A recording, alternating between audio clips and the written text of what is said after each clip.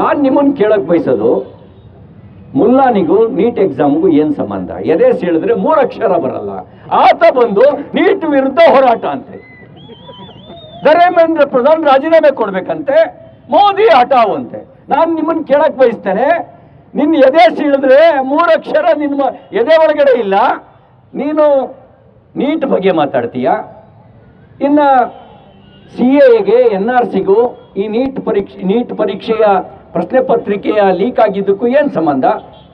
CAA ವಿರೋಧಿಗಳು, ತುಕಡೆ ಗ್ಯಾಂಗ್ಗಳು ಅಲ್ಲಿ ಬಂದು ಮಾತಾಡ್ತಾರೆ.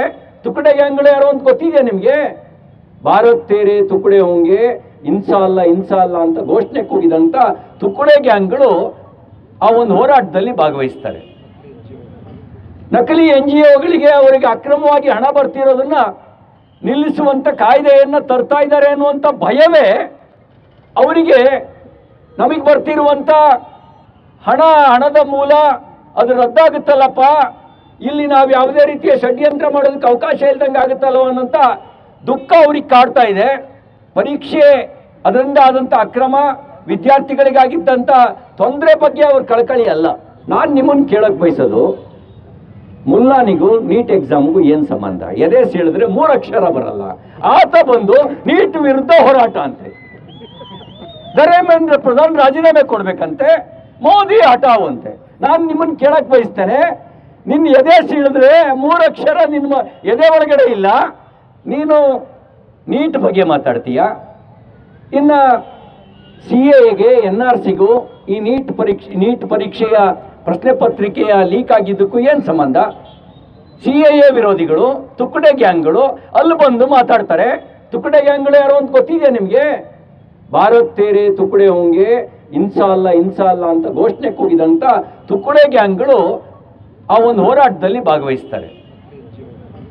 ನಕಲಿ NGOಗಳಿಗೆ ಅವರಿಗೆ ಅಕ್ರಮವಾಗಿ ಹಣ ಬರ್ತಿರೋದನ್ನ ನಿಲ್ಲಿಸುವಂಥ ಕಾಯ್ದೆಯನ್ನು ತರ್ತಾ ಇದ್ದಾರೆ ಅನ್ನುವಂಥ ಭಯವೇ ಅವರಿಗೆ ನಮಗೆ ಬರ್ತಿರುವಂಥ ಹಣದ ಮೂಲ ಅದು ರದ್ದಾಗುತ್ತಲ್ಲಪ್ಪ, ಇಲ್ಲಿ ನಾವು ಯಾವುದೇ ರೀತಿಯ ಷಡ್ಯಂತ್ರ ಮಾಡೋದಕ್ಕೆ ಅವಕಾಶ ಇಲ್ದಂಗೆ ಆಗುತ್ತಲ್ಲೋ ಅನ್ನೋಂಥ ದುಃಖ ಅವ್ರಿಗೆ ಕಾಡ್ತಾ ಇದೆ. ಪರೀಕ್ಷೆ ಅದರಿಂದ ಆದಂಥ ಅಕ್ರಮ, ವಿದ್ಯಾರ್ಥಿಗಳಿಗಾಗಿದ್ದಂಥ ತೊಂದರೆ ಬಗ್ಗೆ ಅವ್ರ ಕಳಕಳಿ ಅಲ್ಲ. ನಾನು ನಿಮ್ಮನ್ನು ಕೇಳಕ್ಕೆ ಬಯಸೋದು, ಮುಲ್ಲಾನಿಗೂ ನೀಟ್ ಎಕ್ಸಾಮ್ಗೂ ಏನು ಸಂಬಂಧ? ಎದೆ ಹೇಳಿದ್ರೆ 3 ಅಕ್ಷರ ಬರಲ್ಲ.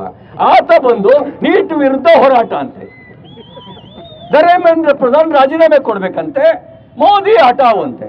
ನಾನು ನಿಮ್ಮನ್ನು ಕೇಳಕ್ಕೆ ಬಯಸ್ತೇನೆ, ನಿನ್ನ ಎದೆ ಹೇಳಿದ್ರೆ 3 ಅಕ್ಷರ ನಿನ್ನ ಎದೆ ಒಳಗಡೆ ಇಲ್ಲ, ನೀನು ನೀಟ್ ಬಗ್ಗೆ ಮಾತಾಡ್ತೀಯ. ಇನ್ನು CAಗೆ NRCಗೂ ಈ ನೀಟ್ ಪರೀಕ್ಷೆಯ ಪ್ರಶ್ನೆ ಪತ್ರಿಕೆಯ ಲೀಕ್ ಆಗಿದ್ದಕ್ಕೂ ಏನು ಸಂಬಂಧ? CAA ವಿರೋಧಿಗಳು, ತುಕಡೆ ಗ್ಯಾಂಗ್ಗಳು ಅಲ್ಲಿ ಬಂದು ಮಾತಾಡ್ತಾರೆ. ತುಕಡೆ ಗ್ಯಾಂಗ್ಗಳು ಯಾರೋ ಅಂತ ಗೊತ್ತಿದೆಯಾ ನಿಮಗೆ? ಭಾರತ್ ತೇರೆ ತುಕಡೆ ಹೋಂಗೆ ಇನ್ಸಾ ಅಲ್ಲ ಅಂತ ಘೋಷಣೆ ಕೂಗಿದಂಥ ತುಕಡೆ ಗ್ಯಾಂಗ್ಗಳು ಆ ಒಂದು ಹೋರಾಟದಲ್ಲಿ ಭಾಗವಹಿಸ್ತಾರೆ. ನಕಲಿ NGOಗಳಿಗೆ ಅವರಿಗೆ ಅಕ್ರಮವಾಗಿ ಹಣ ಬರ್ತಿರೋದನ್ನ ನಿಲ್ಲಿಸುವಂಥ ಕಾಯ್ದೆಯನ್ನು ತರ್ತಾ ಇದ್ದಾರೆ ಅನ್ನುವಂಥ ಭಯವೇ ಅವರಿಗೆ ನಮಗೆ ಬರ್ತಿರುವಂಥ ಹಣದ ಮೂಲ ಅದು ರದ್ದಾಗುತ್ತಲ್ಲಪ್ಪ, ಇಲ್ಲಿ ನಾವು ಯಾವುದೇ ರೀತಿಯ ಷಡ್ಯಂತ್ರ ಮಾಡೋದಕ್ಕೆ ಅವಕಾಶ ಇಲ್ದಂಗೆ ಆಗುತ್ತಲ್ಲೋ ಅನ್ನೋಂಥ ದುಃಖ ಅವ್ರಿಗೆ ಕಾಡ್ತಾ ಇದೆ.